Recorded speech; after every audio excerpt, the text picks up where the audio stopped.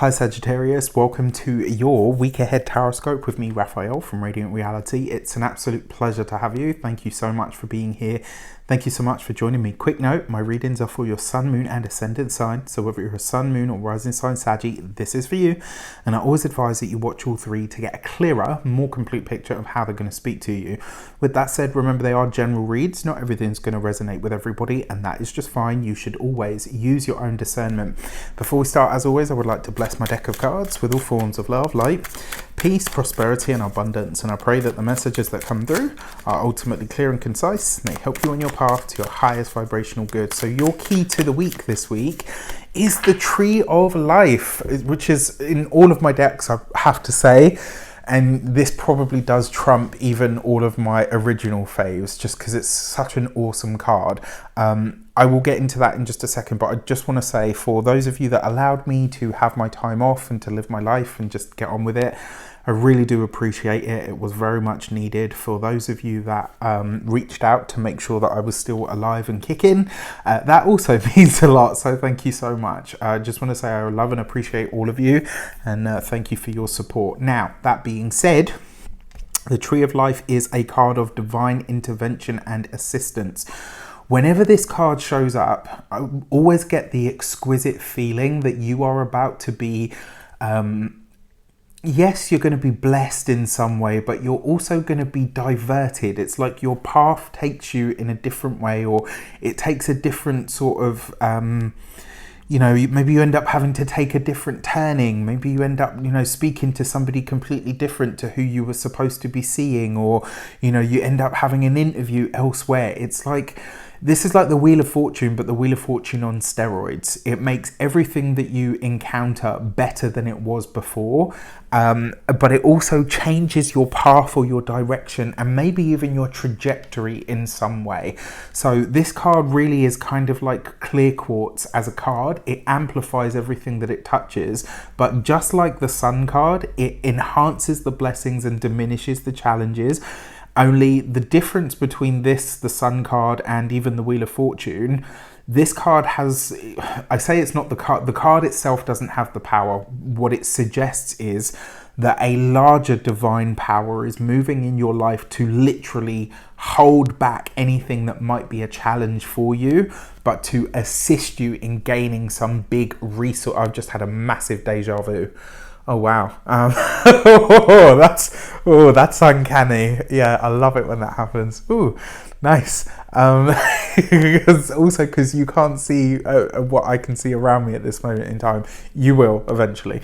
But yeah, really, really interesting. Okay, so I hope that goes a long way to helping you understand why this card is so awesome and why it's such an important card to have.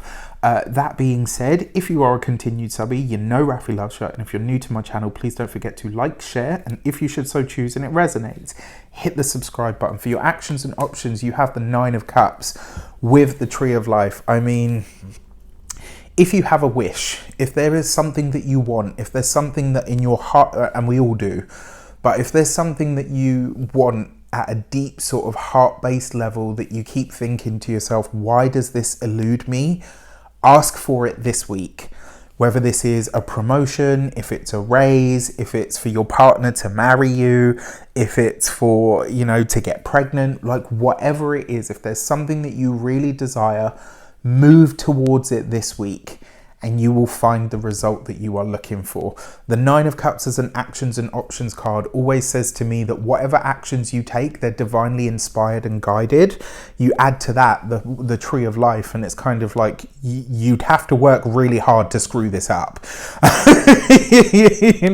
And if you're anything like me, a bit of a klutz or a clumsy one, there are moments.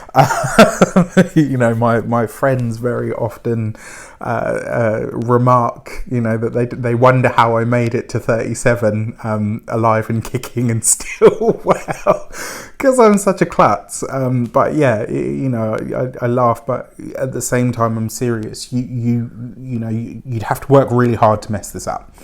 So for your communications and conversations, you have the Knight of Swords. So this week, the only thing that you need to be mindful of when it comes to your communications is how you come across. So it's not the content of your messages or your communications that people are going to be sort of miffed by. It may be the delivery. So one thing that I will say to you is, if you can take out the, if there's an "I told you so" that you absolutely need to say to really prove a point, then fair enough. But if it doesn't need to be said, I would say this week don't say it. All right. It's like, and the reason I say this is I get the feeling that there's going to be a situation that arises in work or in your profession or even just through communication where something that you've already said to somebody has come to pass. And it's like, well, I tried to tell you this, but you didn't want to hear me. Unless it really needs to be said, maybe just don't say it. Like, one thing that I've tried to live my life by is sometimes just knowing what you could say is enough. And this week you need to ask yourself, is it really going to serve a purpose to say "I told you so"? When it comes to your come on brain, for those of you that are studying or in some form of academia, it looks like you're going to charge in on either a specific subject. I don't know why, I get the kind of feeling as well, some of you are on a protest this week.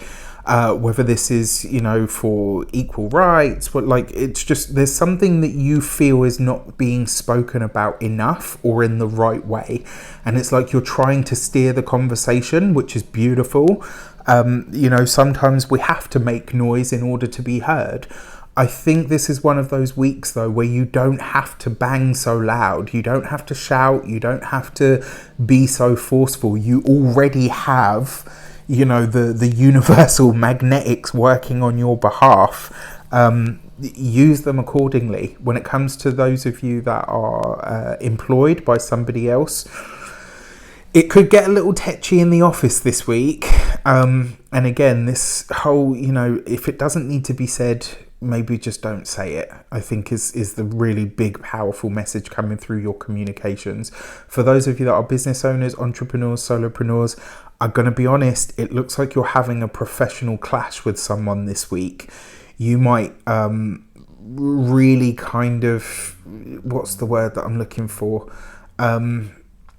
You might...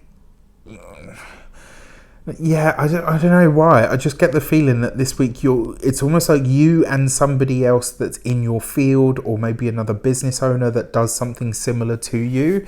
You're going to have like a really big difference of opinions this week. And again, how much you get into it or don't is going to be very telling. For those of you that are retired and no longer working, this could be maybe you're deciding to go in on somebody else's behalf this week. And so, this could be where actually you're choosing to defend someone that maybe can't necessarily defend themselves, and it's like, that thing, like I remember being at school, and yes, I was one of those kids that often got in trouble. Not for, bad, really awful stuff, but just because I was, anyway. But one of the things that I personally found, and myself, and I remember actually a friend, it's a very candid conversation that we had with one of our teachers. And he said, well, the fact that we often get pulled up for things tends to mean that we get noticed more, which in effect does mean that we kind of get picked on.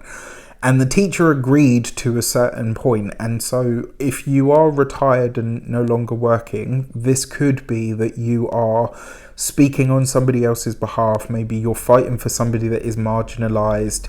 You have a lot more sway this week than you need. So how much pressure you apply needs to be considered.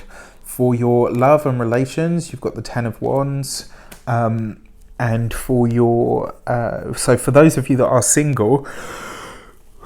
What do you see here? This is the number 10. This is also the number 10. 2 10s represents big change. And with the Tree of Life card as one of the 10s, this means divine change. So for those of you that are single, I'm going to say, like, and if you've been with me long enough, I'm not one of these people that's like every week you're meeting your soulmate and, your twin flame this, and I'm not, that's not me. It's just not who I am. However, This week, you could very well be connecting with somebody that has a very, very big role in your life moving forward. For those of you that are partnered, married, or in long-term commitments, I actually think this is you and a partner having a bit of a crescendo moment with your communications, but it's like the blowout that you need. So you and a partner could be having like a really intense sort of debate, let's say, not necessarily an argument, but once you've had it, it really clears the air and it allows you to, like, you guys to move forward. It could also be as well that